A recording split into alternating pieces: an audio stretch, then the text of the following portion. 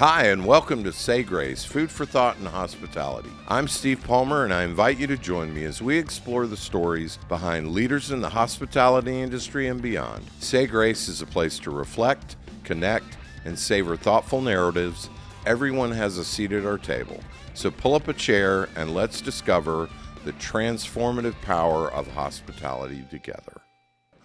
Hey there, and welcome to Say Grace. I'm super honored today to have people that need no introduction, but I'm gonna read your bio. But we have Meherwan and Molly Irani, and we're coming to you from the Flatiron Hotel in Asheville. So glad to be here. Okay. I'm delighted to welcome, the PR people wrote this, welcome Meherwan and Molly Irani, the husband and wife duo behind Chai Pani restaurant group and Spicewalla. After waiting tables at Molly's parents' restaurant, man, they stole, I was going to ask how y'all met, and here we go. Molly and Meherwan married and moved to Asheville, North Carolina to open the flagship Chai Pani location in 2009.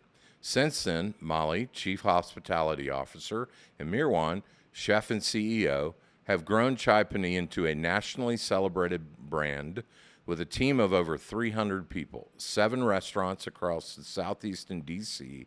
with a growing spice empire.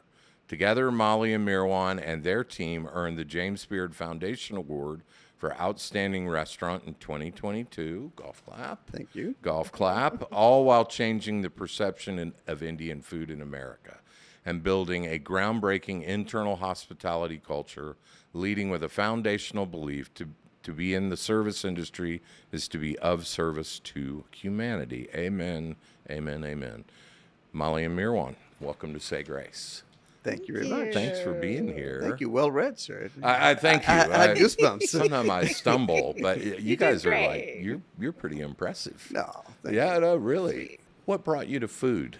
I always start with that question because I'm always curious about people's journey. Your parents had a restaurant, so maybe you had no choice. If anything, it made me run away from the industry for Right. a period of time, but I was going to point at his stomach and say his stomach brought us to food. It was the longing for the food of his homeland that really initially was the spark. Yeah, but I mean, and when you say food, are you talking about the industry? Yeah, or the just industry. The industry. Yeah, I mean, talk a little bit about, I mean, you grew up in it. So Yeah, I grew up in a family-run restaurant on the coast of South Carolina in Myrtle Beach.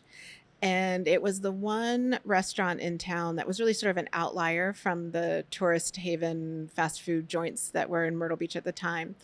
And it was a very popular, hopping, really fun, amazing food. Really, Food is great, yeah. it was incredible. It was started as a French patisserie and then grew into a hopping bistro. And I loved it. So hospitality sort of had its hooks in me at a very early age. I'd worked every station in my parents' restaurant. It was a very family-run kind of business. Oh, wow. But I saw the way that it ran them into the ground. My mom was up at 4 a.m. every day rolling croissant dough, when my stepdad had been up all night trying to balance the books. And that's when I said it made me want to run away from it. It was because I saw how much hard work goes into it and how it doesn't necessarily naturally lead to a retirement plan unless you're really thinking about it differently than that typical sort of family-run, Right. That's right. family-run, one-off little independent restaurant. And a lot of passion and a lot of creativity got poured into that business, and it provided a community with a wonderful gathering spot. But at the end of the day, it wore them out. And so I didn't think that was an industry that I was interested in going in. And then, much to my surprise, we ended up opening a restaurant, which is a whole nother story. But the surprise was how much I fell in love with it. I wasn't expecting to fall in love with this industry the way that I did. I have a 15-year-old daughter who's very much like, anytime I'm like, you're going to run this all someday. She's like, no, I'm not. So I understand. And how about you, Meherwan? Sort of a much more circuitous. Circuitous? Is that Circuitous. the right? Thank you. Like, what? Suddenly that word just disappeared. I'm like, Blah, blah, blah, my blah. brain just I froze. do that I glitch. Yes, thank you, sir. My Maddie says, you're glitching. I'm like, A long and winding way. About that to yeah, get there to we the go. Business, but In some sense, there were some similarities. Growing up in India, my mom and dad lived in a multi-generational household. So we lived with my grandmother, is what I'm basically trying to say. And where in India was this? So this is in the central state of Maharashtra, where Bombay is the big city on the coast. Okay. So central India, we were about a 4 or 5 hour drive inland from Mumbai, where the ocean is. Very dry, small town, just nothing on the map, a speck on the map. Which is why I love the South so much. That these little towns remind me a lot of the kind of town I grew up in. Right. But the one interesting fact about this town was that there was a ashram there from a spiritual master in India who had passed away some time back. But his ashram drew a lot of Westerners, a lot of Americans, a lot of Europeans, a lot of foreigners. In the 70s, it was happening a lot. A lot of, the Beatles went to India looking for, spirituality. Right. So the sort of Eastern mysticism was on the rise, and this particular spiritual master was somewhat well known, and a lot of folks came there. So my grandmother, because her husband had passed away, as a way to make money, opened up her home as a B&B, you'd call it today, for these Westerners that really there's no other place in town for them to stay. There's no hotels. Right. And it helped a little bit that my parents had spent a couple years in England and they had returned back to India. So they were sort of been there as expats. So they had a little Western sensibility. So long story short, suddenly, I'm sharing our family home with people from all over the world and my parents are running it along with my grandmother like a little B&B and cooking for them. Breakfast, lunch, and dinner. So at the breakfast table or the dinner table, I'm there with my family and extended family and 20 other complete strangers from somewhere else. And so two things that, these things sort of enter your DNA and then you don't realize they're in there until many years down the road where suddenly you open a restaurant and you realize, oh, this is in my DNA already. The idea of hospitality, taking care of people from another land, people that maybe, everything's unexpected to them, and the food in particular. You had, Americans in the 70s coming to India where there was very little accommodation for, quote unquote, an American diet in India. Right. So my mom essentially was sort of the chef, if you will, of the operation. And she did something remarkable that I recognize today. She took our cuisine, because we had to eat it too. It wasn't like we were cooking just for them and then we ate separately. Right. So she took, our homestyle cooking, everyday meals, and turned it into something that was the best of both worlds. It appealed to that Western palate without dumbing it down. And that stuck with me for a long time, especially when I came to the U.S. and in the 90s and started going to Indian restaurants here. And kind of said, wait, what is happening? What's all this? What's with these buffets everywhere? And what's with this one note, chicken tikka masala, butter chicken, saag paneer, naan, like that's it? Where's the food of the streets of India? Where's the food of the different parts of India? And more importantly, where's the food from the homes of India? Like the way my mom would cook. Right. So that was baked in, and it took, a much later story and a recession and a midlife crisis to take all of that for both of us and to turn it into a restaurant. But I think we're both saying from childhood, somewhere in us was hospitality, this idea of taking care of other people, guests in your home, for me, literally, and for feeding them. I never knew that story. This is the other reason I do this podcast, just to get to know people I admire better. Talk about coming here in 2009. It's funny, I started the Indigo Road in 2009. I got laid off and couldn't find a job. I always joke I couldn't find a job, so I started a company, and nobody else would have me. Why Asheville? I mean, sort of talk about what led you to that place. I was telling Molly, I think I ate there in about 2010, 2011, so early. Wow. For lunch one day. It was rainy, cold. It was middle of winter. And I was like, what is this? Because for me, I mean, I'm a kid of the 70s. I mean, I'm 56. The 70s was when crock pots showed up in America. Chicken pot pies, 99 cents you could buy and throw in and Indian food was just that. The only Indian restaurants I'd ever seen were buffets. How did Chai Pani come to be? Well, you want to talk about how we ended up in Asheville, and I'll Yeah. talk about how we ended up with the restaurant, because they weren't both at the same time. Okay. Yeah. All right. Okay. So We were living in the Bay Area in California at the time. Our daughter was 3 years old, and we were looking for a place where we could dig roots. We had sort of kept missing the boat on being able to buy a house and get settled in the Bay Area. Right. And it felt like we were chasing a dream that we couldn't catch. And we weren't in tech, Yeah, we Right, had normal right, jobs. Right. yeah, Right. exactly. So we just kept getting priced out of the market. And the idea of being able to buy a house and save money and save for our daughter's college one day all started feeling like a pipe dream. And it was in the middle of sort of the dot-com explosion had happened during the time that we lived there, and the area was changing. So we were looking for a town that had a strong sense of community, close to family. I'm from the Southeast originally. His family was in India and all over the world. So for grandparents, for my daughter, we wanted to be closer to family and be more accessible. And I had some roots in the Southeast. We had a couple of friends here, and he was in real estate at the time. So one of his real estate buddies got him an interview, and I moved here sight unseen. Because I was so ready to I was calling it a sabbatical from the Bay Area, because I loved San Francisco. I loved living in California. It was hard to leave. It's like, unhooking Sure. from the abundance of that area, the cultural abundance, the natural beauty of the Yes. area. And it felt a little bit like we were throwing a dart. We just wanted natural beauty, good food, a strong sense of community, and near our families. That was the goal. And we could afford to buy a home. And Right, to be in right. I mean, 'cause, affordability. at that age, at 30-something, you have a kid, you have what you think is a big enough career, and to not be able to buy a home. I mean, I can understand that frustration even today from a lot of folks that just feel Yes. like they are just Yes. somehow getting Yeah, we just left behind. And Exactly. we had that feeling back then. Yeah. Yeah. And so we moved here, and what we were saying to ourselves at the time was, we'll just try it for a year. We're just going to take a sabbatical from the Bay Area. We're going to try it for a year. I was going to take some time off of work, focus on, finding a good school system for our daughter. He was going to do real estate. And literally 3 weeks after moving to Asheville, I remember waking up one day and I felt completely different.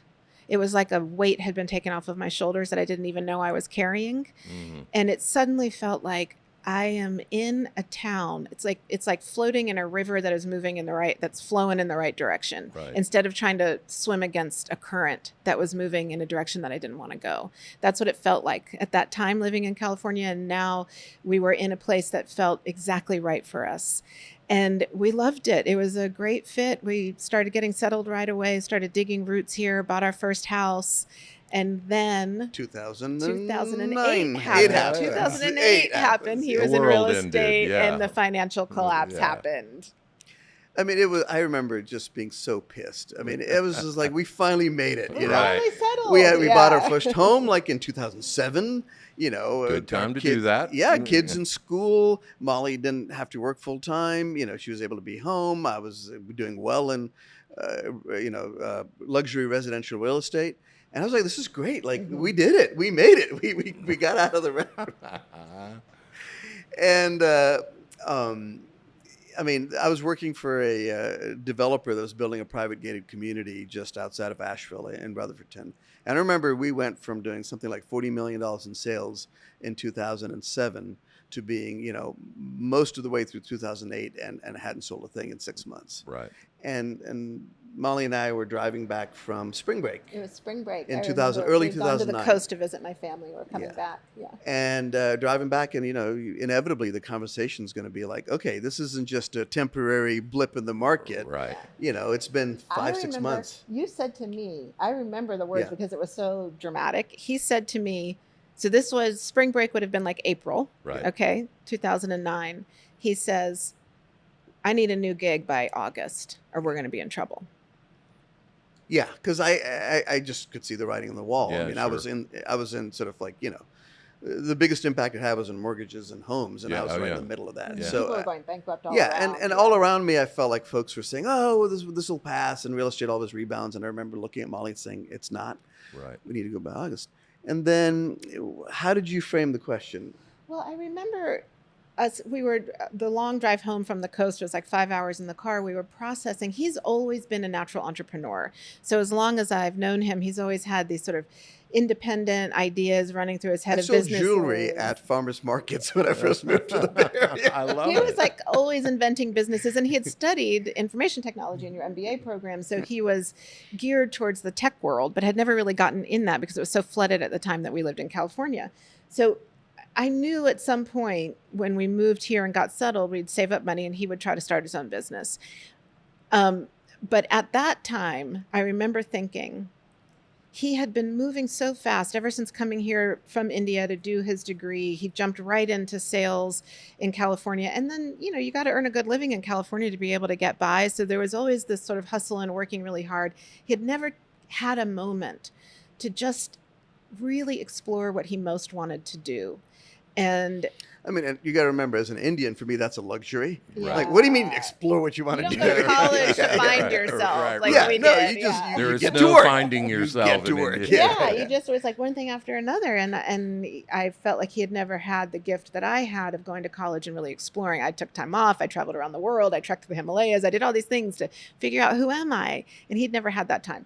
So I said something to you along the lines of, if we're going to jump off this financial cliff to start a business, because that seemed what was going to be needed. We loved this area. There was nothing in the economy that we could figure out that would provide jobs for us here.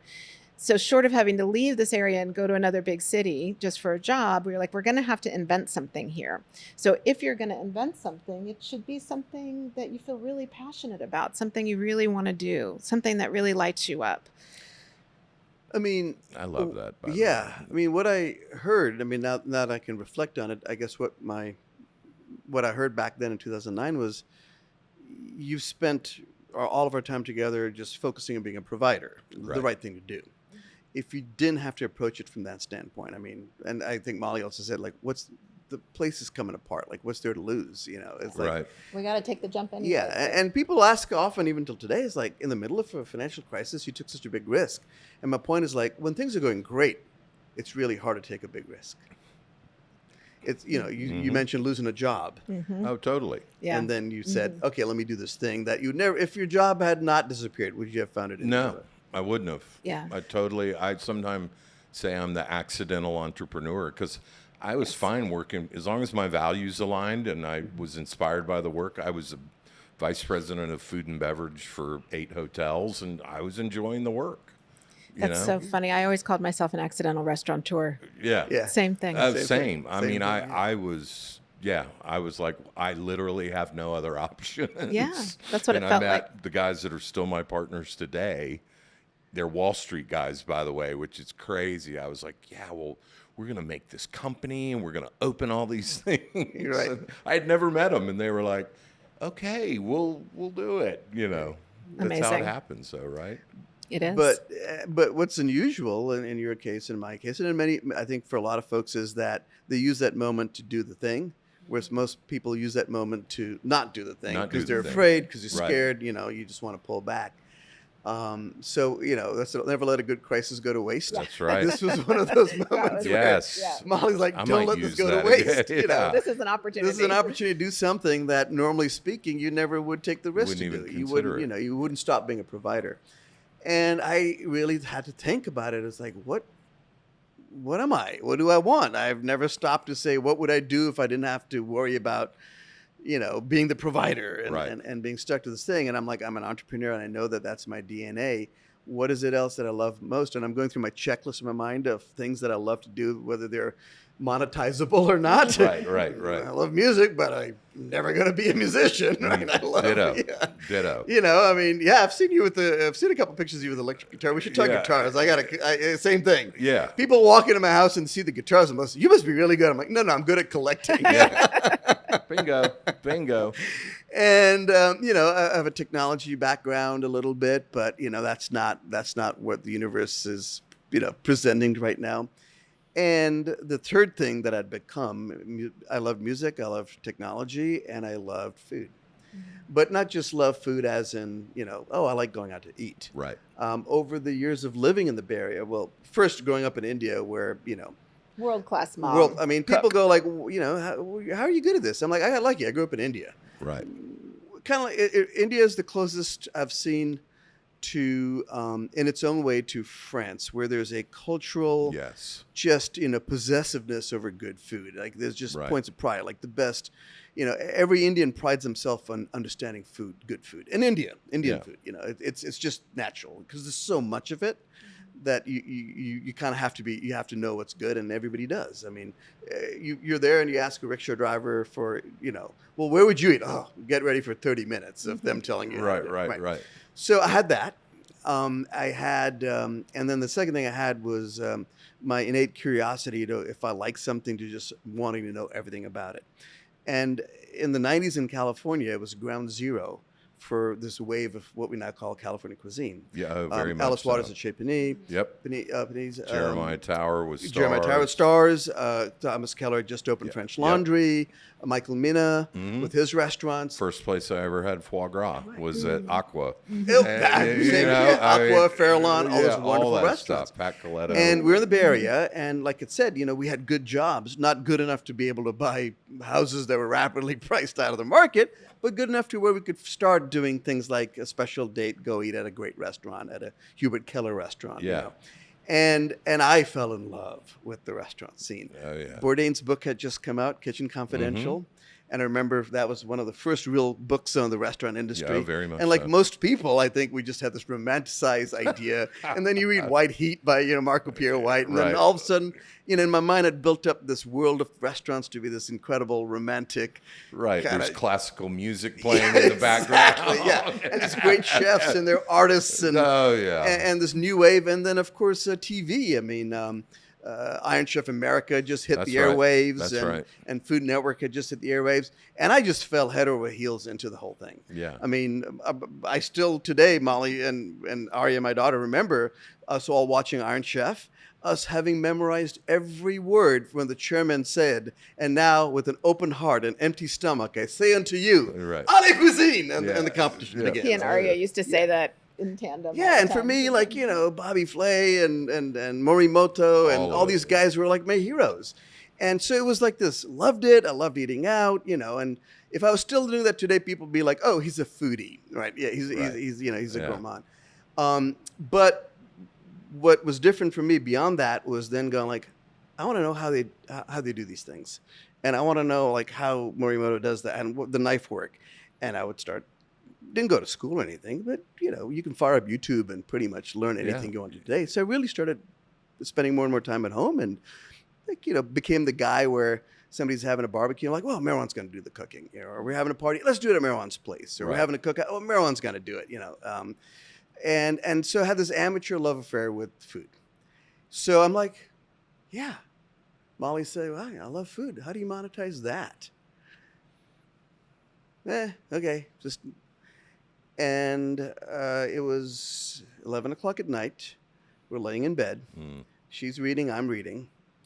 And that thing that happens where your brain's doing something into the subconscious while you're doing something else? Literally halfway through reading whatever the heck I was reading, I put it down, looked at Molly, I'm like, I got it. She goes, what? We're going to open an Indian street food restaurant. And Molly goes, forget everything I said about following your bliss. You're do out of your go find effing yourself. mind. I do not like what you have found. And she had a visceral reaction of somebody that grew up in the business, watched her parents get divorced over it, and watched them nearly work themselves to the bone. Yeah. But I explained it. I'm like, no, this isn't just out of the blue. For 13 years, I've been observing Indian food in America and seeing it stuck in this rut. And I've been watching, especially in the Bay Area, other, I'm going to put ethnic in air quotes for those listening, cuisines come into their own. Italian food is no longer red sauce and pasta and garlic. Chinese food is no longer General Tso's chicken. Not only is it's no longer Chinese food, it's Szechuan, it's Hunan, it's Cantonese. In the Bay Area, you knew the difference. You knew the regions of Thailand that food came from. You could name provinces. Vietnamese food, Korean food, Mexican food. All of a sudden, everybody's arguing about Baja versus Oaxacan versus Guerrero. And I'm like, with Indian food, the greatest cuisine, in my mind, for me, in the world, 1 billion people eat it every day. In any other European country, it's probably the #1 ethnic offering. go to England. The only time I had good Indian food prior to the last 10 years was in London. Mm-hmm. Exactly. Whereas in America, one could argue that, Mexican cuisine was the Indian cuisine of Right, of Yeah. America, as Indian was to. I'm like, in most other countries, the cuisine's accepted and is evolving. Like, you just go to England, for example, or London, Right. you'll see an Indian food scene. Why are we stuck in this America? And I was like, and your point is? I'm like, I can change it. I love And she's like, okay. I said, no, but she's like, well, I still understand. I'm like, honey, if you would ask me what it is that the first thing I will do when I arrive in India, which is do everything, I'll go eat on the streets and hit up the hawkers and get the vada pav and the bhel puri and the kale pakoras. I'm like, that's the food of India. Everything else, you have to give it a label that's regional, yeah. But I'm not opening an Indian restaurant. I'm opening a street food restaurant. And the last thing I'll say to this moment that happened is people often ask me, the entrepreneur, the visionary, the first person, you're the first, you have the vision, right? So this must all flow from you, the fountainhead of success and all that. I'm like, no. I said, it's not the first person that's the important one in the story. It's the first believer. It's the person that says, I will follow you. Right. Not the person that came up. Because without the person that says, I believe in you, you're just a dreamer. When you find someone who believes in something you're doing now, so I would argue that, you want to be successful, look for or you're looking to study a success story, don't look at the founder, look at the people that believed in the founder. Because they're the ones that built it. You're right. That took the dream and turned it reality. And my first believer was sitting next to me in bed. And if Molly at any point had looked at me and said, no, or had an idea or an opinion, and instead what Molly did was leaned in and said, tell me more. Mm-hmm.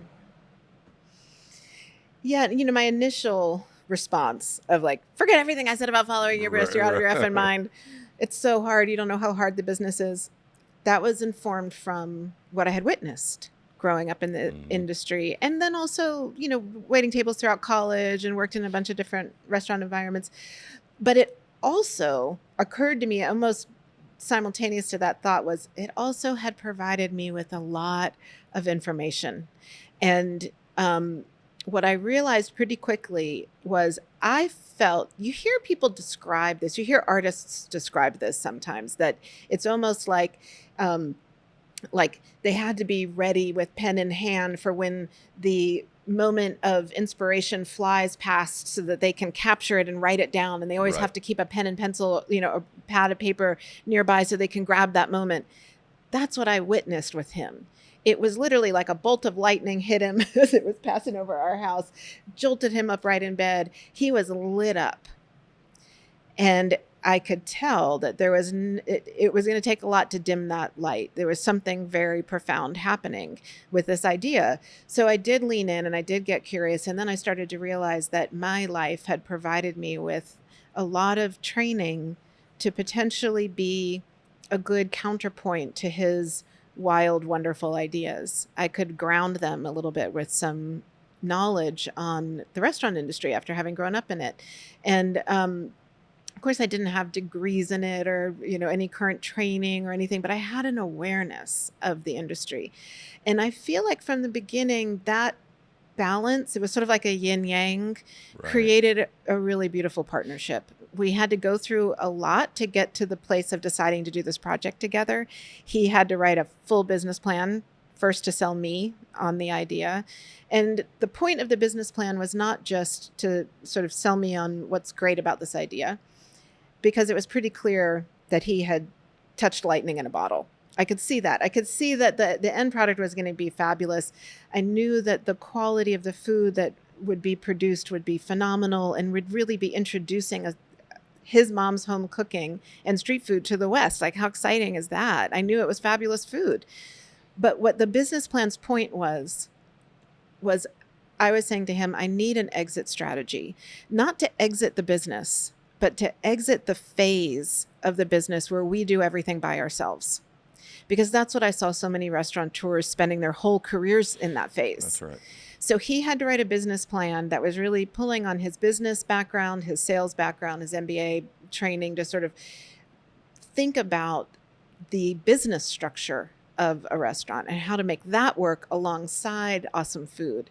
And ultimately, that was what sold me, that this was going to be a good idea for he and I to both invest in it. And I mean, when I say invest, I don't mean our own money because we were broke at the time, but I mean invest our lives in this idea. I love what you said.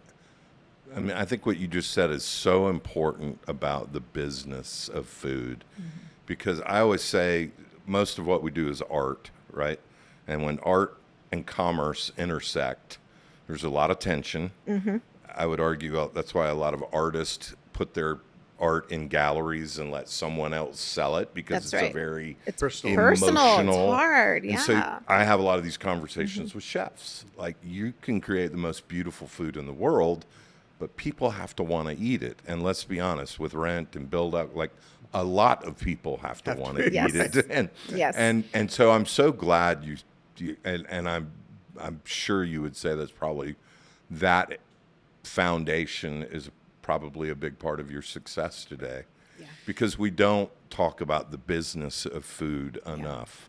I mean, we all bemoan The prices challenges, are up, yeah. this is labor Sure. is up, but I mean, it's, build out, construction has not gone down at all. Rents have not gone down at all. Expectations have only gone up. So that's really profound. Our landlords, Sammy and Laura, are landlords that took a chance on us with the location next door. They had just bought the building, and the current tenant that had a restaurant there was exiting, and they were looking for a new tenant. And this was a big purchase for them, buying this building in the middle of the recession. And they chose us to open a restaurant. A young couple that had never done this before, Green restaurateurs, even had no money. I mean, Yeah, we were very little open, like backing. we met with them and kind of explained everything. And then, eventually we got the space, and that's a fabulous story how that happened. But I, at one point down the road, I asked Sammy, Sammy, I'm just curious, why did you pick us? Why I mean, us? I'm so glad you did. And Sammy said, well, there's a number of reasons. First, you're a lovely young couple. And bear in mind, he had never had Indian food before. Oh, wow. And they were, as they were from Atlanta, he owned a plumbing business. Right. I mean, this is about as southern gets. He's got this wonderful southern drawl that I wish I grew up speaking that way, because it's such a beautiful cadence to his speech. And he said, no, you and Molly were the only two to come in with a business plan of all. There were all these seasoned restaurateurs in there that wanted the space. And he says, we didn't know anything about the restaurant business. Right. So we figured, well, the couple that came with the business plan is who we trusted, because he was a businessman too. And he said, and I remember reading your business plan and looking at your P&L, and you had a line item for salt and pepper. Of course, I didn't know what I was doing. Right. 'Cause, We didn't know how much salt and pepper was I've gonna never actually heard that cost. before. I Neither have love that. Yeah. And I love Sammy that. said, and I said, that's impressive. He said, no. He says, I looked at Laura and said, anybody that thought to put a line item for salt and pepper, this person is OCD. They're not going to miss any details. Right. And he said, and this is the other sweet thing. He says, and also, you were the only folks that followed up with a thank you card for meeting them. And that was my sales training. That was me spending a lifetime of customer service, Right. where you thank somebody for their time and their Right. business, whether you got the business or not. And it was just natural to me to just thank them for taking the time to meet with us. And he said, he says, so yeah, he says, of course, it was meant to be, because, Right. but the other part that happened that night when, Molly said, I want to see a business plan, that I think is important is we were almost 40. We were 39. I was 40 when I started the Indigo Road. So you can relate to Yeah, this. totally. Bring a lot of life experience oh into my that God. situation. We had a kid. Yeah. We both were like, we can't open a restaurant that looks like what you see on TV, where young 20-somethings are partying hard all night long. Right. Substance abuse, hooking up, everybody screaming at everybody, tension. I'm like, we're too old for this shit. Right. Like, we want a family atmosphere. We can't go to work and deal with this one world, then come back and pretend to be normal in a different world. Right. We need this restaurant to reflect, and the people that work there to reflect what we care about, which is we just want to raise a kid that's going to school and be family folks. And Molly, and I think that was she really. I think embodied that in terms of, I was in the kitchen just focusing on hiring and getting everybody set up and done. And she was like hiring this front house staff. And when I look back, I realized, yeah, we hired people that were not your typical cut from the restaurant cloth. Right. At least at the time. Yeah. That's beautiful. And that's, and today if somebody were to say like, well, how does Chai Pani have this culture? I was like, well, because we were, we accidentally stumbled into this idea of a culture just because we were trying to build something that would be an extension of just home life, not this other than our home life. It was intuitive. And I think it was also that thing of starting later in life, of wanting to. My degree was in child psychology, which turns out is very relevant when you're running restaurants. Very relevant when you're running restaurants. It's actually really helpful. But I came at it from this perspective of like, okay, if we're going to do this together, the part that I want to contribute to, you're going to be the visionary of the food. I wanted to be the visionary of creating a different kind of culture in the restaurant business. And at that time, the idea of creating a culture of, one that people want to be a part of, that's not toxic and people burning out and all of that. It was kind of wild and out of the box to think about it that way. So I was trying to bring the practices that I had learned from my life experience of building teams from a very different perspective and really disrupt the notion of what a restaurant can be by providing a real place of community where people can look forward to coming to work and they feel supported at work, and a positive work atmosphere, which shouldn't be a radical thing in our industry, but at that time it was. Things are changing, and that's it's becoming really less good radical. news. Praise the Lord. That is very good news for our industry. But we did approach it from the beginning of like, we were both coming up with these sort of radical ideas. Mine had to do with the culture and his had to do with the food. And when you opened, what was the response? Was there some head scratching? Were people sort of like, what is this? Or was it like, boom, we hit it? Yeah. Oh God, it was beyond it. I mean, I thought even after all of this that we were going to open like a little chai shop. People come, order a little samosa, a little okra fries, a snack, take their time, open their laptop, drink a little chai. I thought it would be like a counter casual service. all day. Right. Yeah. We were going to be open from 11 a.m. till I want to say like 11 p.m. We were going to go 11 to 11 without stopping. Without stopping, 7 days a counter week. service. We're a little cafe, Yeah. like a little, Sure. Sort of third space type. Third space, thing. yep. The front door was open and the line was past the parking garage.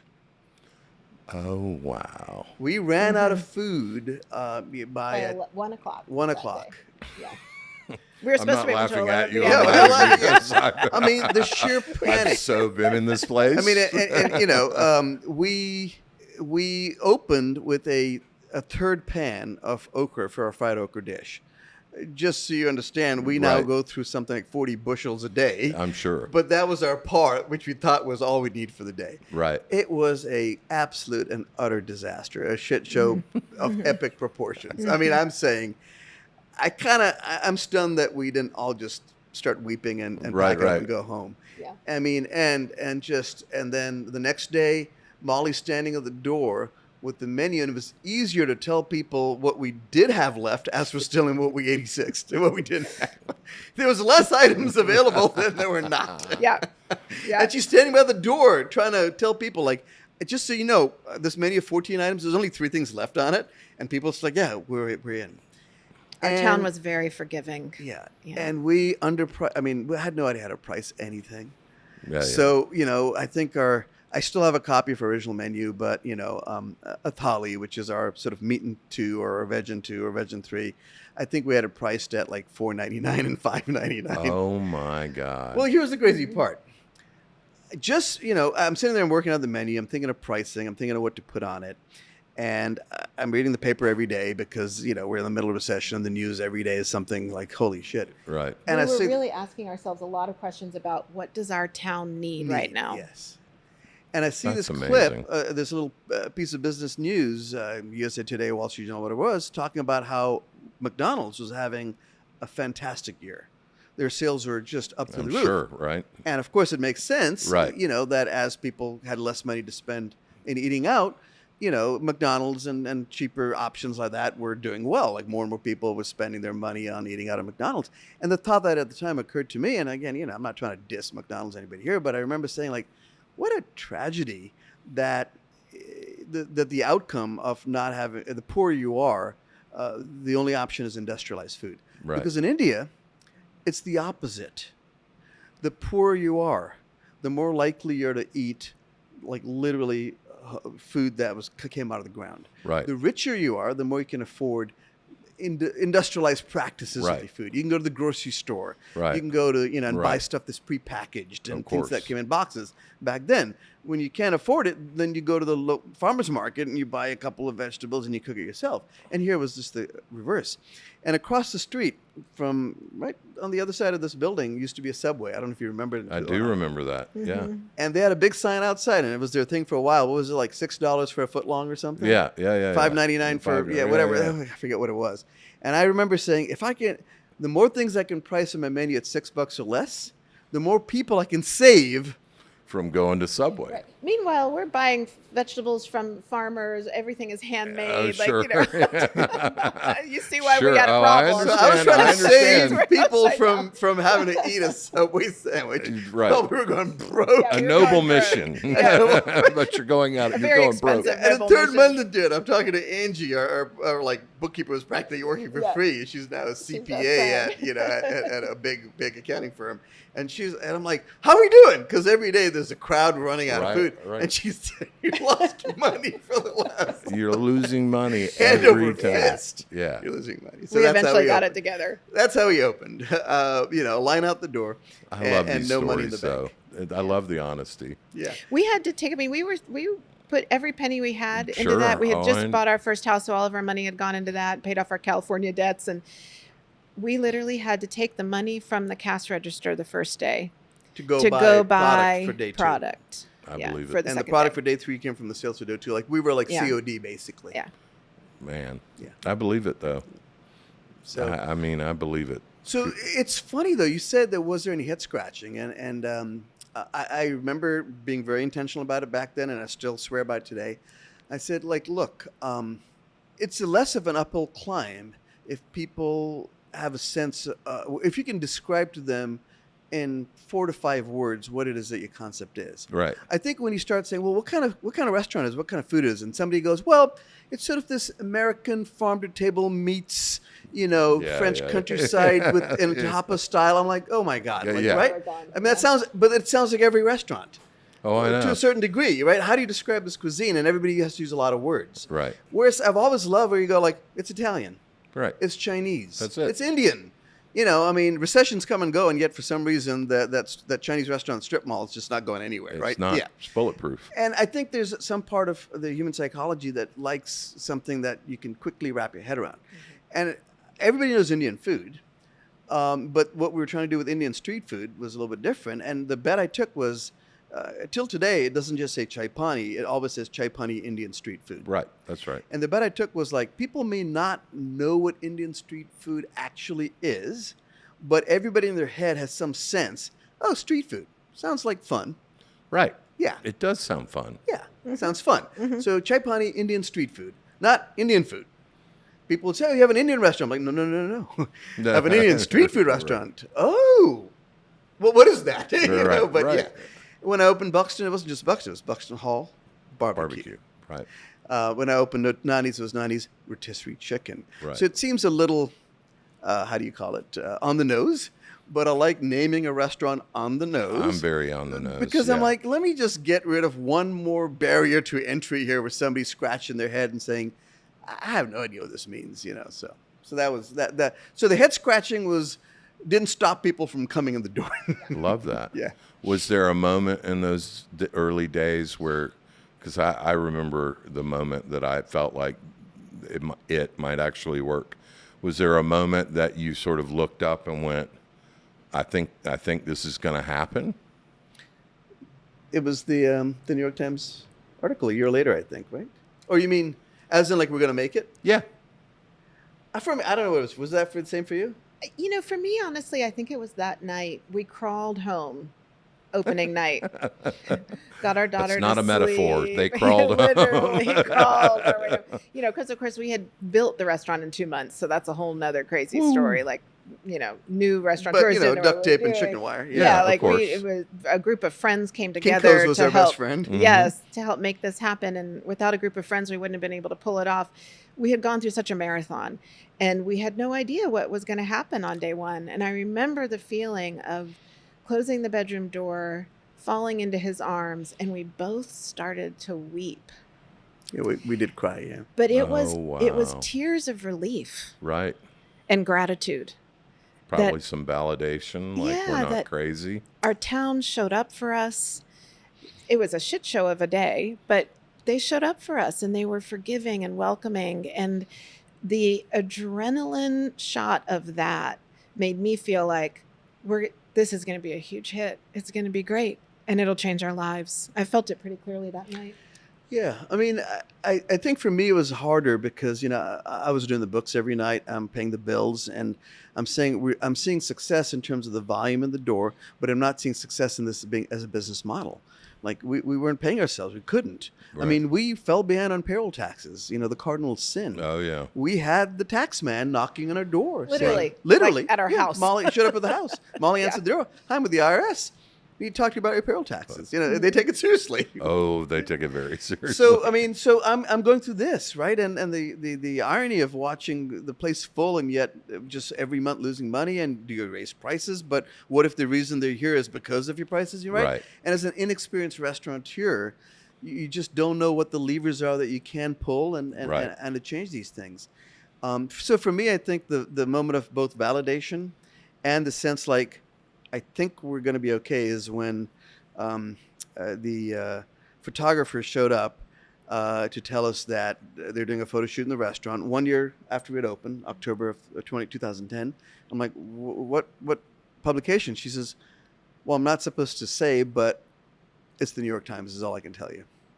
And the New York Times that winter did a 36 hours in, their series, Madrid, Barcelona. Yep. It was a 36 hours in Asheville. And we, everybody gets a little blurb, and ours said something along the lines of, a new star on the dining scene of Asheville with, bright flavors and cilantro. I recited in my prayers every night. I understand. Every night I go to bed, I thank the Lord and repeat that. Thank the Lord and New York Times. And the New York Times. And the next day when people are calling from across the country to see if we make reservations, this tiny little hole in the wall over there is when I knew that we could now do things and be justified, whether it's raise prices or change our model or move from counter service to sit down service and all that, and people will still come. And that was when the business started working. And that's when it started working. Yeah. And that was also we got our when act together, basically. Yeah. it was also when I gathered our team of maybe 7, 8 people, our little core group of whom 4 are still working with us today. 5? Yeah, are still with us today. From then and wrote on a piece of paper or somewhere on the wall, I said 10 in 10. And everybody's like, what is that? I said, we're going to have 10 restaurants in 10 years. And almost every one of them still remembers the 10 in 10 day when we said it. Because at the time it seemed like, sure, why not? Make it 100. Make it 100. Make it 100. That's a great lead in to growing, because I'd love to hear your thoughts. I have my own about like what a restaurant group does for its people. Did you, because I believe this is true and not taking away from anybody else, I mean, I would argue that Chai Pani has changed the food way. I mean, it's changed the face of Southern food. I mean, I really would argue that. I mean, I don't think, and maybe there is, I don't think there's another restaurant that has brought Indian food to the forefront of the South more than Chai Pani. Do you, maybe you don't agree with that, but you can't deny the impact. I mean, I'm a Southern boy raised in Atlanta, most of my life in Charleston. Even the Charleston food scene that's been lauded for decades, those of us that are there up until 5-6 years ago would say, yeah, but there's not a lot of ethnic food. It's farm to table, it's Southern. Sure, there's some Italian sprinkled in. When I opened Oku 15 years ago, nobody understood what we were doing. Mm-hmm. Do you have a sense of the impact that you've made in the South? Yeah, I do. I do now. I know that's a weird question. No. I thank you for asking that. It's a really good question. And it's true in my book. I'm sure for a lot of other people, it's true too. I think. I mean, I'm curious to hear your thoughts too. But for me, it took me a while to understand that. Mm-hmm. To understand it, like you're saying it. Right. And I would say, and it's in line with the original mission. The original mission, as Molly said, was I wanted to change the way the average person that didn't think they liked Indian food or knew about it or felt like it was different would think of Indian cuisine. And I wanted to make it as normalized a part of your options that you think of if you're deciding to go out and grab a bite to eat or whatever it is, as, Mexican or Chinese or Italian. And I just felt like if I stated that boldly, as that's the mission, that A would be our North Pole, our guiding light, and B, it does that. If you're successful, other people see that too, and sort of jump on the bandwagon. Of course. And just go we don't have to do the same things as everybody else is doing. So I would say yes, we've made a cultural impact in the South. There's no question. I mean, and we've made and I hope we've made a impact on just more and more Southerners, when asked about Indian food, can say, "Oh yeah, of course I like Indian food. I've been to Chai Pani." Yeah, yeah. I mean, I would say that literally, and not because you're sitting here. Yeah. I eat more Indian food at Chai Pani and Bodiwala. Yeah. I remember I was saying to Molly, I know I've said this to you. I was in Atlanta we were building a bunch of stuff, and I had an apartment at Ponce City Market. And I would go to Bodiwala almost every day. Right. I appreciate that. Yeah, no, man. It's a fun store there. It's a fun store. Yeah, I just love it. It's just in the right place. Go ahead. Oh, no, I'm just sorry. I was just going to say, people will ask me all the time, like, well, you open in Asheville, but was there an Indian community there? Or, and I was like, no, and actually that's the point. That's the point. The point wasn't to open an Indian restaurant for Indians. The point was to open an Indian restaurant for everybody. Right. And so then they'll be like, oh, so it's like an Americanized version of Indian food. I'm like, no, that's the point. That's the point. The point is I don't think you need an Americanized version of Indian food for people to like what they like. I said, good food's good food. Right. That's one thing. And even today with, new chefs to Chai Pani, that new cooks that come in, and they kind of go like, well, how do I know how something's supposed to taste? I'm like, well, there's two aspects to that, but the part of if you don't like the way it tastes, chances are it's not good. Right. There's nothing unique about a palate that only, that you have to develop it to recognize good food. Right. Good food tastes good no matter where you go. That's right. So those fundamental flavors are the same whether you're having, food in Morocco or food in Ethiopia or food in India or food in the South. Right. It's the same. So I'm like, that's the foundational rule. And then the nuances of balance and all of that, those we'll work on. Yeah. So I've never worried about, is there a market for what Chai Pani does in the South? I'm like, if people like good food, they're going to come to Chai Pani. We know how to do that. We can meet them. We can meet them. You guys have grown and grown in different cities, and obviously we have done the same. What do you think the benefits of being a restaurant group are? And I'll ask the second question later. I think we consider ourselves a people business that happens to sell great food. That was sort of adapted from this quote that Meherwan saw on a Starbucks business card years ago. What was the original quote? It said, we're not a coffee company that serves people.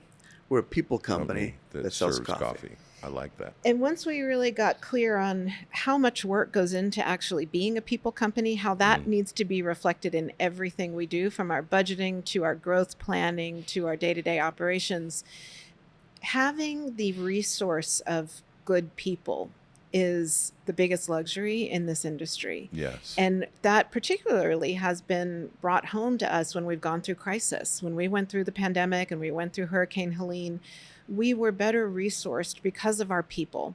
It allowed us to divide and conquer the work, to be able to provide the kind of support to the people that had their boots on the ground that we wouldn't have been able to do if we were running one individual restaurant. Yeah. So initially we grew so that we could grow paths of success for all of the people that had been Amen. with us from the beginning. Amen. It was about how do you hold on to people? Yes. It's by providing great growth opportunities That's for right. them. And we had a lot of people that we just fell in love with and we didn't want to lose. And so we started growing for them. And then we always looked at it as our success has to equal their success. And when they feel a part of the success of the growth of the company, then they're invested in that and Yep. they care deeply. And I think that being able to grow our people at the end of the day and be able to, initially it was like, how do we offer health benefits? Well, we grow. Initially, it was that simple.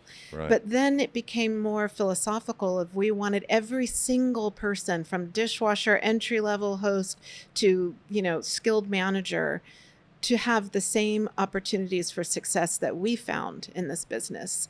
And to be able to share that with our team has created an ability for not only do we grow organically in the sense of like, yeah, we have a plan, but we grow when our team is ready for growth and we can grow from within, as much as possible. And that has provided the ability for these people that started this business and worked their butts off in the beginning with us to experience the same success that we have through its growth. And that's super exciting. It's super exciting to be able to take care of our people like that. I love that. I mean, if you think of yourself as a people company first, right? And many companies would want to say they are. Then my argument is then you're in the business of collecting people, acquiring people. Don't worry about whether you have you know what I mean? Like the job is secondary. Right. So we all the time we're like, we invent jobs. We do too. Yeah. We do too, all the time. I'm always And like, it shows in your y'all, business. if you don't like what you're doing right now, wait 5 minutes. Everything's going to change. Change. Exactly. And we're constantly, we have a director of culture. Yes. Right? Because I one day was like, okay, we open this restaurant, then we leave this city. Yeah. How do we know they're living our values? We need to have somebody that comes check and That's checks right. on them. That's and right. he's amazing. So yeah, I love that. So in a sense, opening restaurants is the side effect of growing people. Right. So you're not growing people because you're opening restaurants. You're opening restaurants because you're growing people. That's right. And you know what I mean? It sounds Yeah. like the same thing, but it's It's not. not. It's not And, at all. and so in order to do that well, then you got to collect people. When I say collect, you know what I Yeah, mean? Like yeah. you see somebody that you go like, this is an amazing person. Would they like to work for me? Yes, great. Well, what are they going to do? I don't know, but you're amazing. But I won't be able to grow unless I get this person, and they grow. And when they grow, then I can grow and open another restaurant. That's right. So when Molly says it's organic, it's a little shotgun because you have to wait for it's the people. always shotgun for us. I know. So you have to wait There for is the no people. plan. You have to wait for the people to be ready Right. before you can do the business. People always ask me, what's the strategy? What's the 5-year strategy? And I'm like, I have no I got a idea. 5-minute strategy. I got a You know, 5-day strategy. I but mean, that's like, it. are Yeah, you yeah. insane? Yeah. The one thing I have is a 1 meeting rule. So I'll always take a meeting. And I got to tell you, as an entrepreneur, that has led to some opportunities. People will say, well, why are you in Arkansas? 1 meeting rule. You two would be dangerous together. Yeah, This is the same. Yeah. I'm like, well, what if we did this? I love that because, I think there's been a lot of conversation, rightfully so, about compensation, paying more, right? And I know as operators, we both morally want to do that, but we also feel the pressure of a P&L and borrowed money and all that stuff. I love watching somebody go from running 1 to now they're overseeing 2 to, on our senior team, we don't like the word corporate. We have 27 people that are all making 6 figures or higher. And I'm really proud of that because when I see them thrive, I do Coffee and Culture is the name of art. Like I go around and I'm doing one in Atlanta on Friday and I just talk about our values. Like this is who we are. And somebody asked me recently, what do you enjoy the most about your job? And I'm sure it sounded generic, but I said, watching you enjoy yours. Like there is nothing, watching the light bulb come on for someone where they're like, okay, I'm just doing this till I figure out what I'm doing. And then they go, wait, I really like this. And I'm even good at it. Maybe I should stay. I love that. And I think that's where, for me, I'm like, well, you don't have to leave us because there's a lot for you to do. If you're cooking Italian and you want to learn Japanese, we can do that. And, so I love when I meet other entrepreneurs who have that same sensibility because it just makes everything worth it. And I think it's something we don't talk enough about in our We industry. don't. It's like Business is not sexy. Yeah, It's all the social and cultural, and that's Yeah. obviously it's obvious in this conversation. But the business part of it, we don't talk enough about, like, we have a home loan buying program. We've helped 40 people buy homes, That's interest-free incredible. down payments. That comes from a restaurant group. That's right. You can't do that as a I one-off. mean, Yeah. we should talk about the business more. I don't know. Yeah. Sometimes I feel like Yeah. it's Well, looked down on, I think I don't know. It's sort of like on us to dispel the notion that this is a transient industry. That's right. It's like we get people that are working their first jobs and Yes. they're entry level and they're, working their way through school. And our job is to hook them and make them accidentally fall in love with this business, just like we did. That's right. And if they are working for a growing company, we think about it like rock climbing wall instead of the ladder. Right. It's like you're always able to give them another rock in that wall. Oh, yeah. Because there's so many opportunities in a growing company. And that allows them to then experience the parts of the business that they can fall in love with. They don't get stuck in the one job that they started in. Yeah. There's always growth that's available for them. And I think that, while we talk a lot about the challenges of our business, we tend to not talk about the business side of it because it's sort of like we get stuck in a box, but we have people all the time that started out working for us while they were in college, thinking they were going to do something else, fell in love with the industry just like we did, because being of service is contagious and it brings profound joy to your life. It does. So if we can help people fall in love with that and then provide stability and benefits and growth opportunities for them in a positive work environment, then we're doing something really impactful as an industry. And I think that that's the part that we just don't focus enough on that industry-wide, but actually people fall in love with this industry all the time. We just have to not burn people out. We have to provide I have never growth. not wanted to do this. I'm 56. I started washing dishes when I was 13. This is all I've ever done, and I've never not wanted to do this. I don't know. You're making a good point, both of you, about. I think the other thing we just don't talk enough about is like how growth and getting to be size. And I know you said you don't like using the word corporate because it comes with a negative association. Right. And we didn't create the negative association. It's Right. just somehow there's just one. Corporations did. Corporate, maybe, but my point It's being the is home like, office, not the corporate Right. office. Like all these little things, I'm like, I don't know if you all feel it with your growth in your company, Steve, but I do sense this sense that like, oh, they're getting so big. That- As all that's the a bad time. thing. all the time. And I'm saying, well, of course, anything can be a bad. Being small can be a bad thing if you just Right. you're dead end and burn out. And the benefits of being a larger company, the positives that come from it, there's so the many. resources that. So I'm like, it doesn't really matter if you're small or if you grew to be this behemoth of a company. It just boils down to the intention Yeah. Where's your of heart? the people, or where Don't the heart lose is. the soul of your There's a company. soul. That's So it.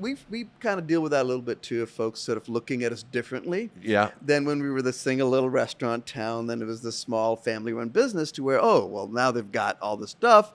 And there's an association or assumption somehow that we are less of heart, family, 100, caring, yes. intentional business, because how can you be when you have 300 employees? Right. And I'm like, no, you can be there for 3 people, 30 people, or 3,000 people. Is just your intention. That's right. If anything, it made Thank it you easier for saying for I us. feel seen.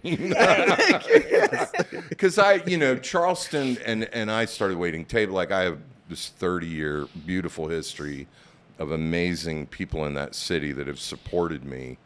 But also, there's never been a group like ours that incubated, then grew out of town. the head of the CVB, who's Helen Hill, who's a dear friend, she's always like, "You're cheating on us." You know, like, and so I feel it, and I'm probably in my head, like, I have to remind myself, like, Steve, people aren't thinking about you as much as you're thinking. But no, but I do. I feel it. You know, we hired a chef at our French restaurant, and we like are so about autonomy. I'm like, stay between the riverbanks, as Danny Meyer says, and do what you want to do with the menu. And he goes, "Oh wow." He goes, "I just thought because you were a big company, you were going to tell me what to put on the menu." And I'm like, absolutely not. I didn't tell Graham next door to put a lemon pizza on the damn, you know. It's one of the best pizzas It on is the that best menu. pizza in the world. Yeah, well, so I'm good. glad it's good to find kindred spirits. I see so much benefit. So lately, and I'm like talking about me. I want to talk about you, but Part of this is one about you too, Steve. No, but I mean, like, so we've opened a couple restaurants in Arkansas, in Bentonville, home of Walmart, you know, and they're crushing it, by the way. I would highly recommend you come to Bentonville. Good to know. Crushing it.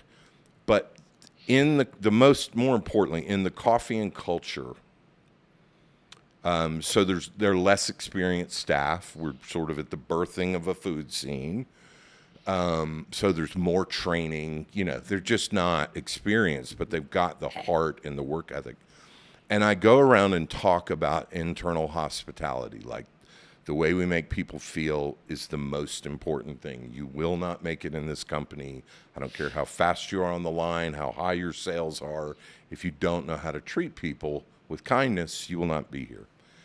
And y'all, they literally get emotional. And that's when I know that the growth, like tears, where they're like, I came from this toxic work environment. I was about to give up on the industry. So just kudos and praise for y'all, because I talk about the transformative power of hospitality, and what yes, that happens for our guests, but who it really happens for is our staff. Yeah. For all the things that you're saying. Yeah, absolutely. And there's something magical that happens in a restaurant team. And I've just been working on a book telling the Chai Pani story, and I have struggled and pulled my hair out through this entire writing process to figure out the word that describes what I see manifest in restaurants. We can't call it family, right? Because they're supposed to have a boundary around family and your professional life. I still use that word I all still the use it time. all the time. I get in trouble for it. I've seen all these Instagram things. Yeah, Your work don't they're call your not work family. And we all understand why that is a loaded word for people. But even a team doesn't quite capture it. I use the word team because it's the closest I've found. But really what we're talking about is a place where people feel that they belong and they feel that there's significance. What they're doing is of significance. Purpose, right? Purpose. And when you have a team that comes together in a positive work environment where you go to work and you feel like people have your back, there is magic that happens in the restaurant space. Amen. It is an alive, creative space that welcomes all kinds of people. There is no barrier to entry. Where else in the world do you have, highly privileged, highly educated young college kids working underneath somebody who's working 5 jobs and, Right. So it's Never like, went to college. Yeah, it's like That's me. roles are reversed, and it's an equal playing field, and anybody can show up in this industry and do something beautiful, make magic every single day. And the way in which the restaurant industry welcomes everyone is it creates a diverse work environment that I think there's very few environments that Agreed. Compete with that. It's beautifully diverse. It really is. Beautifully diverse. And it's egalitarian. It is. Yes. It's a pure meritocracy. One of the purest meritocracies in businesses. You two are my spirit animals. I'm serious. I literally will say at the Coffee and Culture, and I talk about the book I wrote, because I was addicted to drugs and homeless, and I found the restaurant business. Mm-hmm. I say the thing I love about it is it doesn't matter where you grew up. It doesn't matter what the color of your skin is, had money, don't have money, college, no college. If you're willing to work hard and be a part of a team, there's a place for you. And you can not only find a place, you can thrive. And I'm the living, I have an 8th grade education. Yeah. I'm the living embodiment of, I was welcomed. Yes. And, back then there was a lot of bad habits that were welcome, but still I was accepted. Just like right where we're going to meet you right where you are. Here are the rules. Yeah. And even in those days I didn't show up. I never stole. Like I always came to work no matter what. And you guys really are my spirit animals. So we're way over time, but I feel like I could talk to y'all for hours. Let's talk about DC because that's a big deal. Yes. You're our neighbors at Union Market, which is a cool ass neighborhood, man. I mean, it is definitely evolved. We opened 8 years ago, and I was like, okay, they say all this is coming, so I always love when on my friend, I'm like, oh, good, that's good. Tell me about what made you want to go to DC? Because DC is, it's as far north as we are. The environment is definitely different. My operating partner in the Oku lived there. He lives in Charleston, but he lived there during the riots and the unrest. And, it seemed like everything was amplified. So why DC? It's funny. It's like I've waited tables at Molly's parents' restaurant. I worked at a mom and pop, and we opened what we thought was a mom and pop. Right. I don't have any experience in the kind of restaurants, Steve, that you run and operate. I actually just am sort of always deeply sort of just respectful, and I have a ton of admiration for large restaurant groups that have, restaurants that I don't want to use the word fine dining, but that are sort of elevated the dining experience and do it really well, whether it's the Steven Stark Group or Indigo Road or Michael Mina, any of these restaurant groups, even Nobu. How do you open 50 restaurants at that caliber? To me, it's like, what an accomplishment, and I know my lane. I don't have that experience, didn't work in those environments, never worked in a Michelin star restaurant, anything like that. Right. I'm a homegrown cook and a homegrown restaurateur. So the idea of who won a James Beard Award, just so we're clear. Blurred lines. Best outstanding restaurant in the United States. The wonderful, but even that, both of you. Even that, luckily, I was able you to homegrown not dude, have. you. It's so easy to have imposter syndrome, right? When something like that happens, right? Every day of my life, right? So the only way I was able to reconcile not having imposter syndrome there was because it was a restaurant award, which means that Molly had so much to do with it, and Isaac, and our dishwasher. And, it was a team thing. It wasn't just best chef, which would have been complete imposter syndrome to me, right. So the idea was never to grow Chai Panis because it had turned into, something more than what I originally meant it to be, a small little cafe counter service environment. So then when I opened Botiwalla, the first one in Pond City Market, in a funny way, after a year, I looked back in Botiwalla and said, what's funny? That's actually what Chai Pani was supposed to be. Right. I was telling a casual counter service, little joint where you can come and go and it's fun and it's not like fancy. And it was always meant to be that. Right. And even the footprint of the first Chai Pani was that tiny little space. And yet it somehow, between Decatur and then moving to the new location and winning this award, turned into this destination cultural phenomenon. Y'all are like restaurant. A big deal in the I food. appreciate No, you, man. you really are. It doesn't feel like it. You really are. We're You're the like same a scrappy big We're the same organization. So I, post-pandemic, I leaned into opening more Botiwallas and making that the business model because I can, the little restaurateur brain that can only see me handling so much could handle opening Botiwallas, not Chai Pani. So we went to DC looking for Botiwalla. Oh, and that space we saw first. And why DC?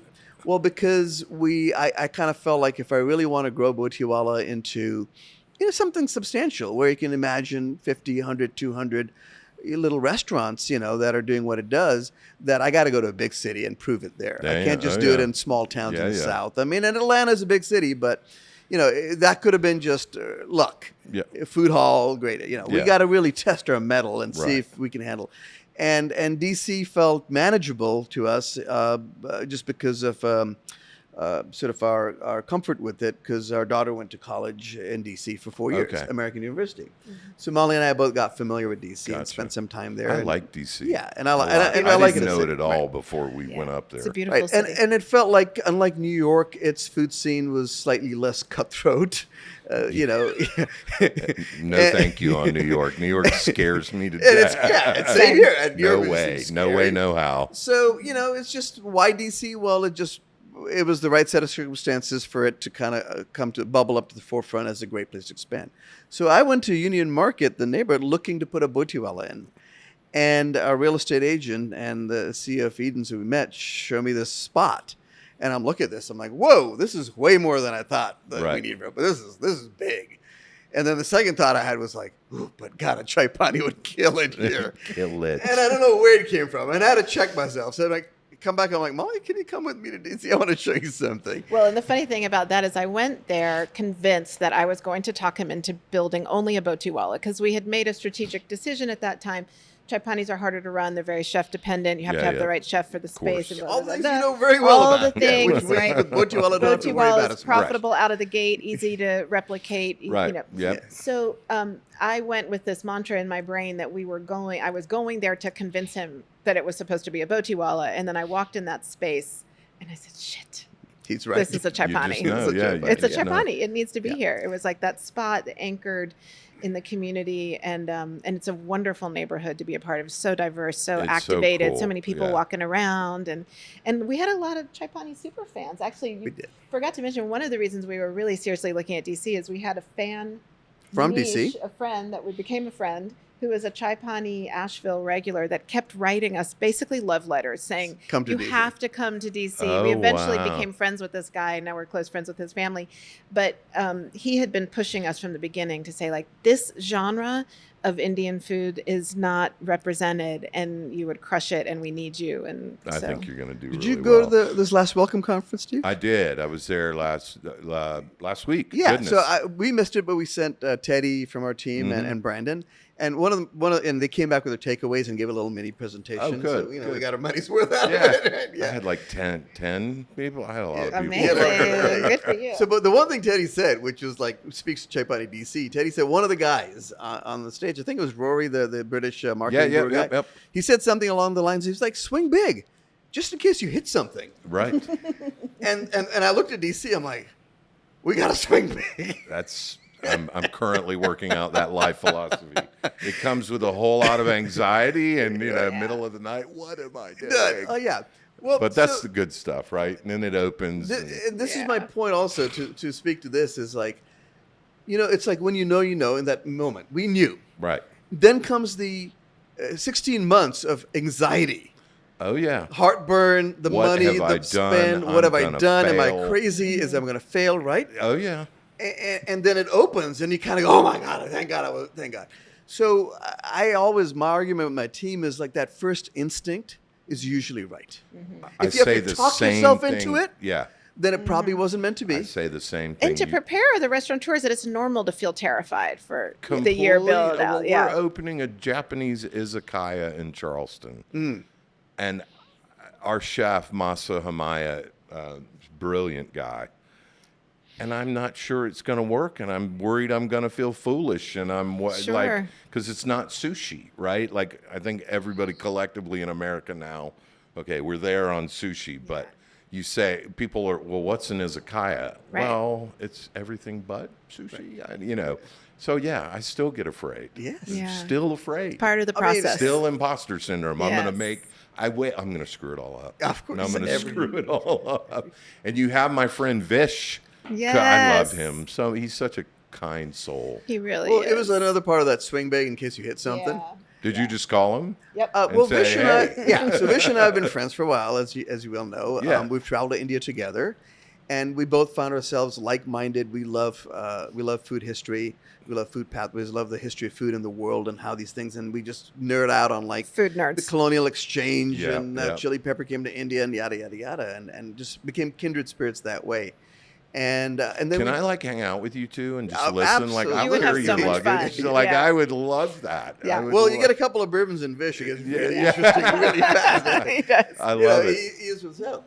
And we joke a couple of times. We joked about like, damn, if you and I open a restaurant together, people will pay just to come and eat and listen to us argue with each other.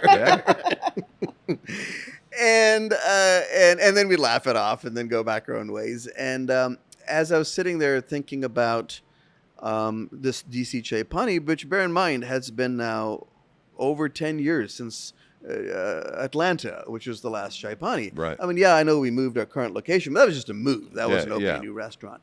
it's been a long time since we opened a restaurant, and it felt like this is now post James Beard recognition and New York Times and this, that, the other, and it's DC and the bar has been raised. Absolutely. And, I have this notion that, look, whether you like it or not, expectations are set by circumstances sometimes outside of your control. Yep. And you have an obligation to consider those expectations and try to meet them. You can't just say, well, this is what we do. Deal with it. That's not hospitality, That's by not the way. When I hospitality. hear people, anyway, don't get me started Yeah. on that. So it could be easy for us to say, Yeah. oh, we're stand in line for 2 hours kind of joint, and Right. it's loud and noisy and raucous, and it's kind of like, rough around the edges. And I'm like, I don't think the people in this community, that's not us being hospitable with them. That's right. Our restaurants have to meet people somewhat to where they are also. And it's this balance of what you want and your vision and your idea of hospitality, and also what their idea of Because hospitality. your customer always tells you what they want. That's right. And it varies from city to city. Yeah, different communities when I do have different coffee needs. and culture in DC, it's very.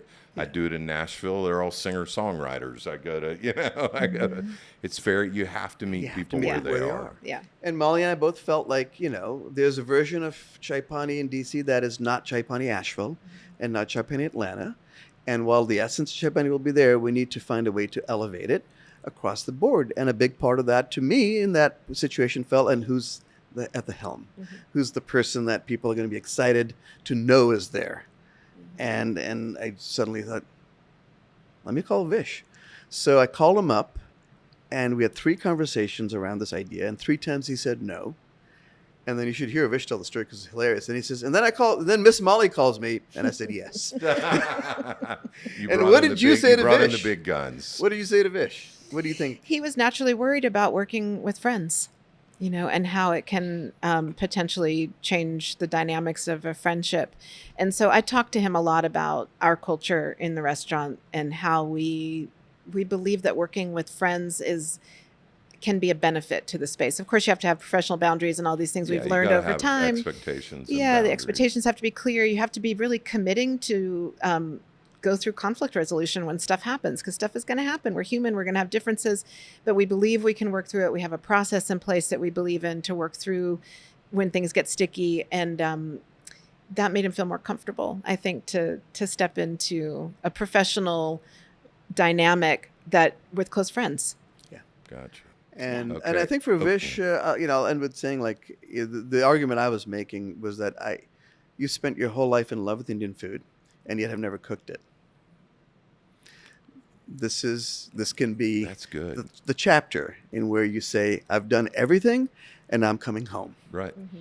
Home is only, a 3-hour flight from where you actually live. Right. But we'll figure that part out. I love So there we that. go. Unfortunately, I got to get to the rapid fires. Yes. We're headed Let's to do an it. hour and a half. These are the 3 questions I ask all of our guests. What does hospitality mean to you? I'll jump in quick because mine's quick. To me, hospitality is spiritual. Growing up in India, a guest in your home is as if God walked into your home. Right. I mean, it's not just it's an actual in the DNA of Indians. You treat a guest as if God, the Lord Himself walked into your house. So there's a real deep spiritual meaning to it, that if you want to find your inner spiritual self and you want to connect closer to that the conduit to that is by being of service to other people in any and every way you can.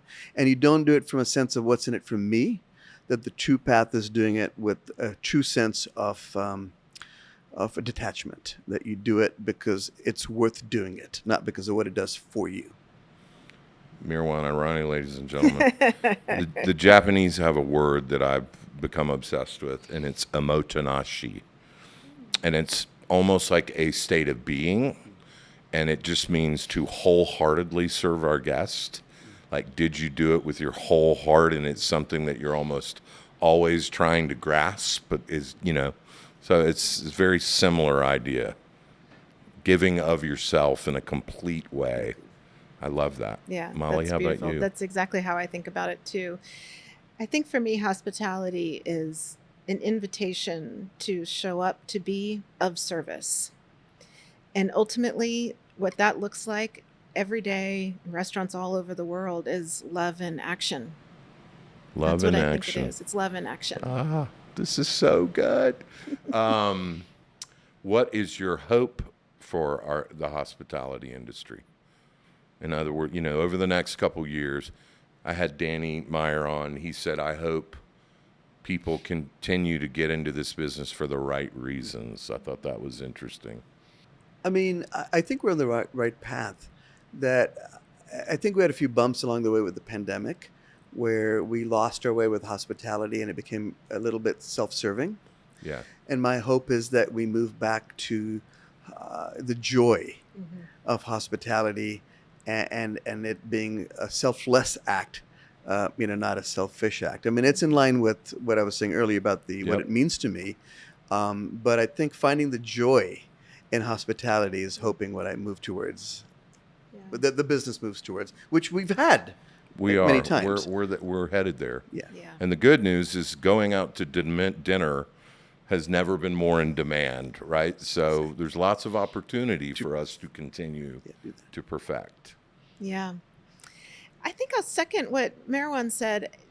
I have great hope that more and more people fall in love with it. I think that one of the things we witnessed happen in our community after Hurricane Helene came through and the entire area mobilized to save itself, basically. What happened in that process was all of our differences washed away. That's right. And I have never really experienced that level of unity in an entire community before. I mean, really, Asheville sort of like was the model for what humans are capable of. And it was a very beautiful thing, despite all of the tragedy that happened. The way that this community rallied and came together was so profoundly moving. But one of the things that I noticed in hospitality, getting our restaurants back open again after that experience, was that a lot of people got to be of service that don't work in this industry because they were just volunteering every day. They were coming in, they were working our sandwich line, and they would say to me over and over again, I feel so much better when I'm here, when I'm busy, when I'm able to offer this service to my community. It's helping me get unfrozen from the trauma state that I've been in from witnessing all of this disaster. Right. And what happens in the service industry every day is that we have that invitation to show up, leave our personal worries and noise at the door, and really show up to be of service to our communities. It's an invitation that ultimately gives us a reward back as well. And it was really exciting for me to see in our community how many people were getting lit up by that process.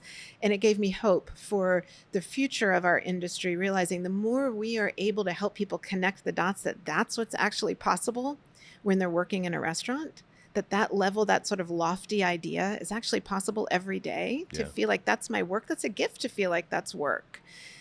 That makes me really hopeful.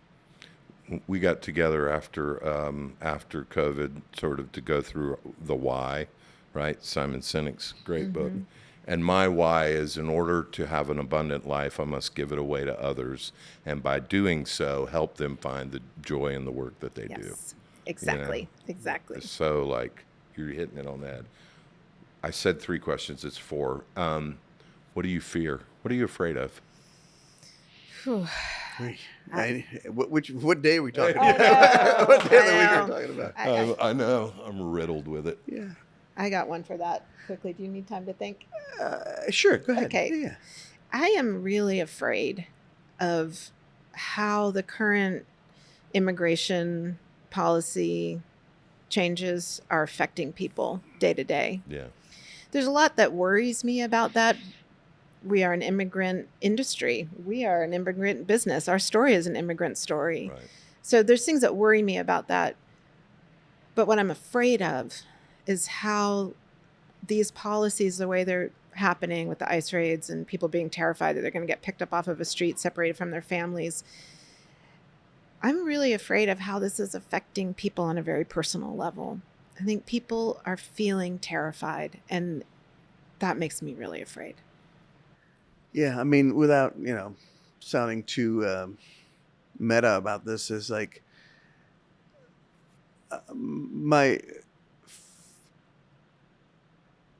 I'm trying to find a way to say this, but it doesn't sound like some sort of a puzzle. And a puzzle, like, I'm afraid of being afraid. Yeah, no, I get that.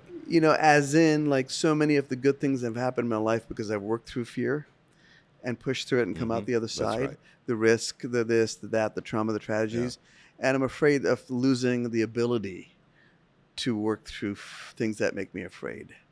And as I get older and as the stakes get higher, that ability is tested more and more, because you just feel like it's no longer about you failing. It's about everybody that's built their lives and their future around what the vision that, Molly and I came up with 16 plus years ago. So just learning how to work with fear, live with fear, move through fear. My fear is that I stop doing that something happens to where I become either immune from it and isolate myself, or frozen by it. So, but I think it's a healthy thing to think about, that fear is there, fear is constant, it's a part of our business, and your relationship with it, you're just constantly working with it and making sure that you're making progress, not going backwards. I love that. That's really profound. I have a spiritual life and have walked through fear enough, right, that I have all these literal examples of how the thing that I feared the most did not come true, right? But I also, as the stakes have gotten higher, I got married at 50, which it's like, and suddenly, like, I became a stepdad, and I'm like, okay, there's 2,200 employees counting on me, but there's 2 people at home. And I have struggled in the last year with being more fearful about not being able to work through fear. Yeah. It's really interesting. I mean, I have a little exercise that I developed when I was in the car business of whatever it is. If it's nagging, this thing I'm worried about, Molly will notice that I vacuum a lot when I'm running. It does. It's I start I obsessively vacuum the house, and she's like, "What are you worried about? What are you stressing out about? Yeah. Like, what makes you think I'm stressed? You vacuum the same spot 8 times." Right. The little exercise is I write down the thing I'm afraid of, and then I write down, and what will happen if it comes true. Mm-hmm. And then I write down, and then what will you do if it comes true? And just that little exercise helps move through the fear. Because when you write it all down, that third thing of what will you do if what you're afraid comes true, that's the secret. Because you suddenly realize, oh, I can do things. Oh, I can do this, and then if that happens, I'll do this, then I'll do this. And it turns into a little list of the things I can do if the thing that I'm afraid of comes true. And honestly, isn't that what fear is? The fear is like, it's not of the thing, it's of like, what will you do if the thing happens? That's right. I'll leave it at that. Last question. So I wrote a book called Say Grace, and the title of this podcast is that. So grace is 2 things for me. I've heard the definition: a gift freely given without expectation of return. But in the South, around the dinner table, we would hold hands, and usually Grandma would say, "Who wants to say grace?" And really what you were saying is what you were thankful for. So what are you thankful for? What a wonderful question to end on. I love that question. I love that word so much, and it just has always been a part of, when I hear it, I smile. Yeah. The fact that you said that word means a lot to me, because we felt like grace was almost like a hand that stepped in to make our business possible in the first place. But. Amen. I got something. Go ahead. Second. Go ahead. It's funny, Stephen. It's like I really, I love this part of this conversation. I know it's at the end, but I'm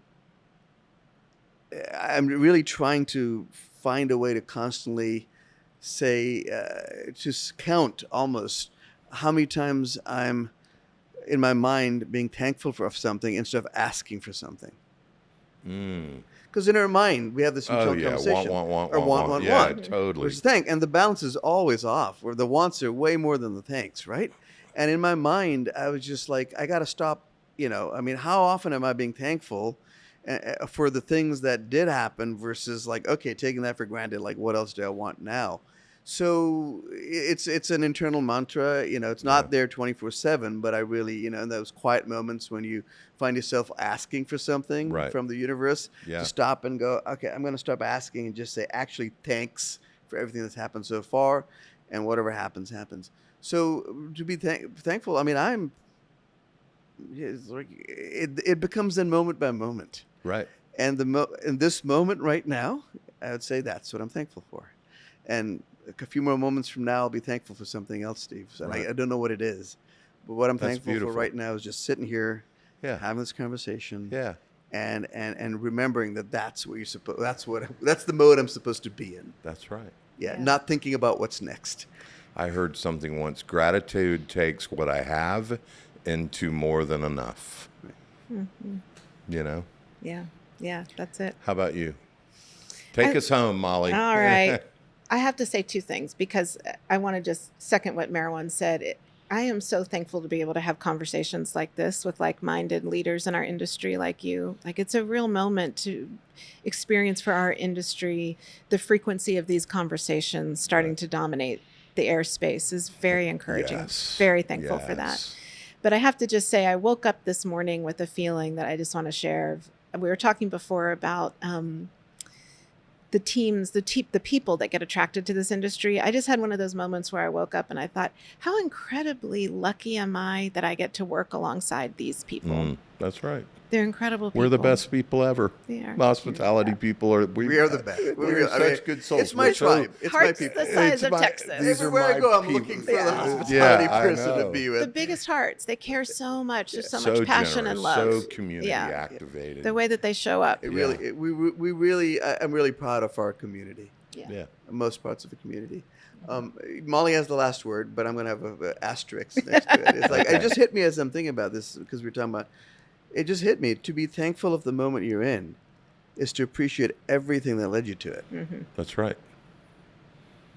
And with that, we'll end. Thank you all so much for being here. Thank you. I hope you loved this conversation. I It could have know. gone on for hours and hours. I know. Thanks for listening to Say Grace. If you like what you heard, tell a friend. We're on all the major platforms. Have a great day. Thanks for tuning in to this episode of Say Grace, Food for Thought and Hospitality. We hope you join us next time as we continue to dive deeper into the inspirational stories about the transformative power of hospitality.